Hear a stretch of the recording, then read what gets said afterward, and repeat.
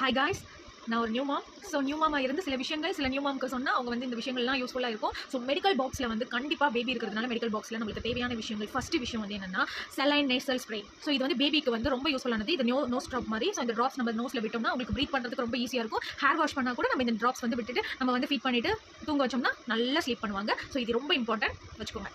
Number 2, so milk வந்து split அப் பண்ணுறாங்க, பண்ணிகிட்டே இருக்காங்க, இல்லை வாமிட் மாதிரி இருக்குது, கர்டலாக இருக்குது அப்படின்னா இந்த ட்ராப்ஸ் வந்து கொடுக்கலாம். இது டாம்ஸ்டால். ஸோ இது வந்து நம்ம பேபிக்கு கொடுக்குறது தான். ஸோ இது கொடுத்தோம்னா 0.5 ml தான் கொடுக்கணும். ஒன் டைம் நம்ம வந்து அது ஒரு ஹாஃப் அன் ஹவருக்கு முன்னாடியே ஃபீட் பண்ணுறதுக்கு ஹாஃப் அன் ஹவருக்கு முன்னாடியே கொடுத்தா அது வந்து ஸ்டாப் ஆயிடும். ஸோ இது வந்து ரொம்ப இம்பார்ட்டன்ட்.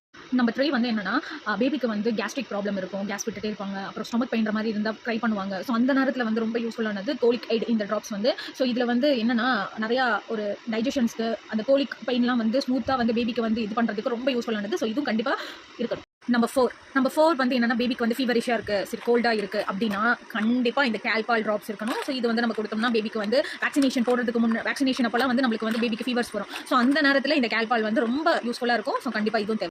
நம்பர் 5, ஸோ இது எல்லா வீட்லேயும் இருக்கும், vitamin D3 drops. So up to 1 year இது நம்ம கண்டிப்பாக கொடுக்கணும். ஸோ இது வந்து எல்லா வீட்லேயும் இருக்கும், கண்டிப்பாக இதை கொடுங்க டெய்லி ஒன்ஸ்.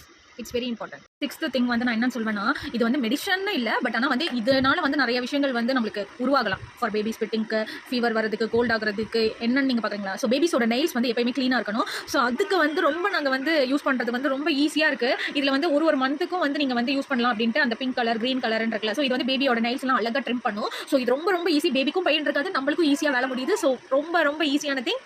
ஸோ கண்டிப்பாக இதை வச்சுக்கோங்க. நான் ஷேர் பண்ண இன்ஃபர்மேஷன் ஃபுல்லாக உங்களுக்கு யூஸ்ஃபுல்லாக இருக்கும்னு நினைக்கிறேன். ஸோ நானும் ஒரு நியூ மம் தான், நிறைய விஷயங்கள் லேர்ன் பண்ணியிருக்கேன், நிறைய பேர்கிட்ட கேட்டுட்டு தான் வந்து நம்ம டெய்லி எக்ஸ்பீரியன்ஸ் பண்ணுறோம்ல பேபி கூட. ஸோ எது வந்து ஒத்துக்கிறோம், எது ஒத்துக்காதுன்றதுல பார்த்ததுல பெஸ்ட்டாக வந்து நம்மளுக்கு ஷேர் பண்ணியிருக்கேன். ஸோ நீங்களும் வந்து இந்த மாதிரி விஷயங்கள்லாம் உங்களோட மெடிக்கல் பாக்ஸில் கன்ஃபார்மாக வச்சுக்கோங்க. பேபிக்கு எந்த நேரத்தில் என்ன வேணால் நடக்கலாம். ஸோ நம்ம வந்து ப்ரிகாஷனாக இருக்கணும். Tata, bye bye.